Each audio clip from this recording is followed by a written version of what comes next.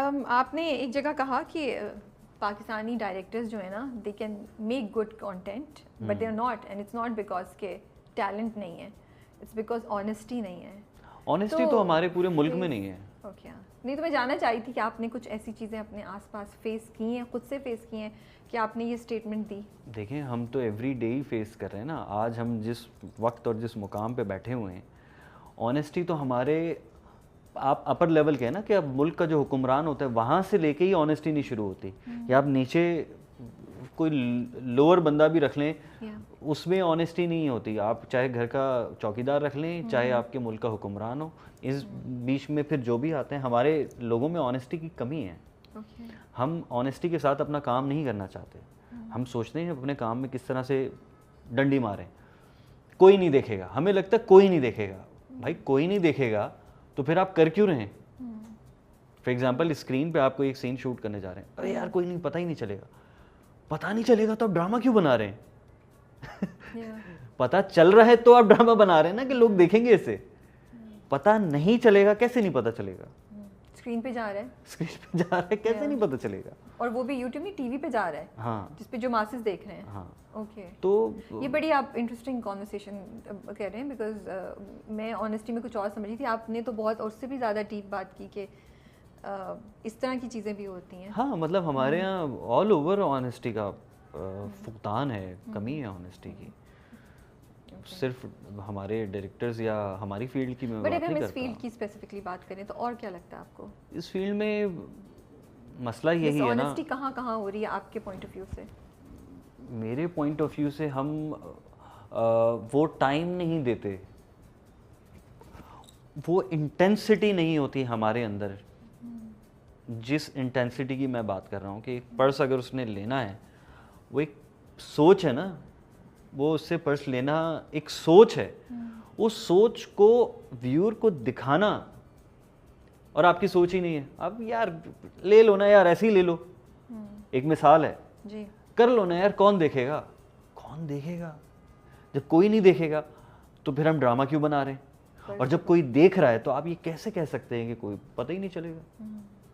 तो फिर प्रॉब्लम शुरू हो जाती है।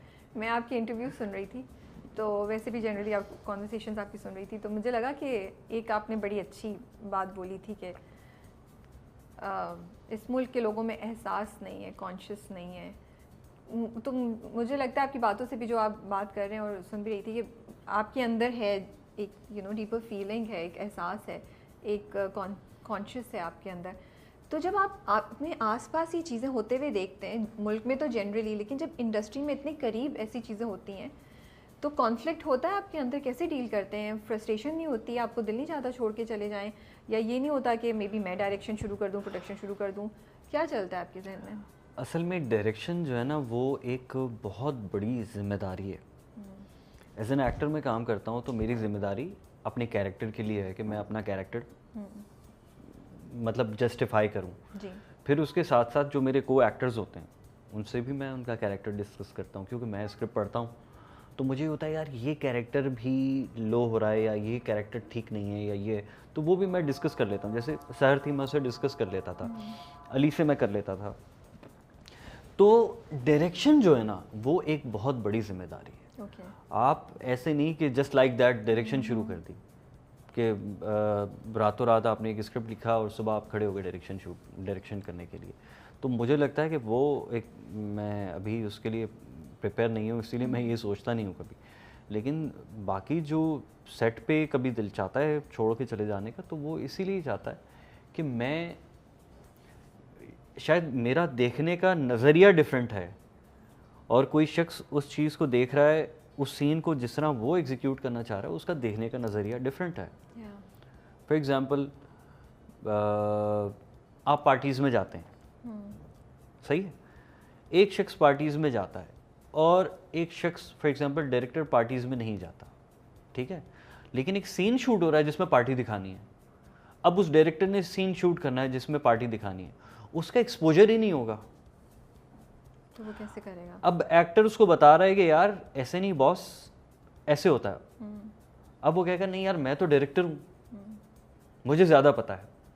या उसकी अना के मैं लोगों के सामने कैसे इस बात को मान लूँ कि मुझे नहीं पता। ये जो कॉन्फ्लिक्ट है जिसमें आप अना का मसला बना लेते हैं, फिर वो स्क्रीन पे नज़र भी आता है ना, और वो आपको बहुत ज़्यादा बॉदर भी करता होगा। ऑब्वियसली बॉदर करता है, एज एन एक्टर आपको चीज़ें बॉदर करती हैं। और बहुत सारे एक्टर्स कहते हैं अरे यार वहीं छोड़ो ना, जाने दो ना यार, क्या हो गया, बस सही है ना, कौन सा तुम्हें अवार्ड मिल जाएगा। तो ये जब आप ये बात करते हैं तो इसका मतलब कि आपके काम में ऑनेस्टी नहीं है ना। बिल्कुल। आप जिस काम से पैसे ले रहे हैं, जिस काम से लोग आपको जान रहे हैं, लोग आपको खानों पे दावत दे रहे हैं, बुला रहे हैं, आपसे तस्वीरें खिंचवा रहे हैं, उस काम को करने के लिए अगर आपके अंदर ऑनेस्टी नहीं है तो फिर आप कहाँ स्टैंड करते हैं। और फिर आप कहते हैं कि हमारी इंडस्ट्री आगे नहीं बढ़ रही। आगे बढ़ने के लिए बॉस आपको अपना अपना आप देना पड़ता है, अपना खून देना पड़ता है, अपना पसीना देना पड़ता है, फिर जाके आप कामयाब होते हैं। सही है। जब आपने शुरू किया था तब और अब जो इंडस्ट्री में आपको क्या डिफरेंसेस लगते हैं? अब जो न्यू कमर्स आ रहे हैं उसके एटीट्यूड में आपको क्या फ़र्क लगता है? आपने अपनी एक्टिंग कैसे चेंज की है? उनके लिए वैल्यू नहीं है। अच्छा। क्योंकि उनको चीज़ें ऐसी ही मिल गई ना। एक ज़माना आपको याद होगा, स्ट्रगल वो आपको लगता है कि उन लोगों को स्ट्रगल नहीं बच्चों है। की? फॉर एग्ज़ाम्पल आज के बच्चे को आप कोई स्टेशनरी जो होती है ना, जो हम बचपन में याद है आपको, इरेज़र आता था तो खुश होते थे, एक पेंसिल मिल गई है खुश होते थे, एक बॉक्स मिल गया उसमें बटन दब रहे हैं और ये हो रहा है वो हो रहा है, हम खुश होते थे कि यार ये क्या चीज़ है। यू नो, गर्ल्स की कुछ चीज़ें आती थी, स्कूल पे ले जाते हुए एक एक्साइटमेंट होती थी। आज के बच्चे को एक्साइटमेंट नहीं है। इसी तरह जो आज का एक्टर है जिसके लिए हर चीज़ बहुत आसान है, अप्रोचेबल है, उसके लिए वैल्यू नहीं है। उसको लगता है बस यही तो फील्ड है, अब मैं हैंडसम लड़का हूँ, मैं आ गया हूँ और मैं अब जाके बस एटीट्यूड दिखाऊंगा तो मैं एक्टर बन जाऊंगा। एक्टर आप एटीट्यूड से नहीं बनते, आप आर्टिस्ट एटीट्यूड से नहीं बनते, आप आर्टिस्ट अपनी परफॉर्मेंस से बनते हैं, आप अपनी डेडिकेशन से, अपनी ऑनेस्टी से आर्टिस्ट बनते हैं। तो फिर ऐसे बहुत सारे लोग आते हैं जो आते हैं और चले जाते हैं, और ऐसे बहुत सारे लोग आते हैं जो करते करते करते करते गाते गाते गवैया बनी जाते हैं। आपने कैसे एक्टिंग सीखी? जब आप आए तो किस तरह अपने आप को इम्प्रूव किया? किन को देख के आप पिक करते थे? क्या मेथड यूज़ किया आपने? मैं खुद को ही देखता था कि मेरे अंदर क्या बुराई है, जो कि मैं आज तक देखता हूँ।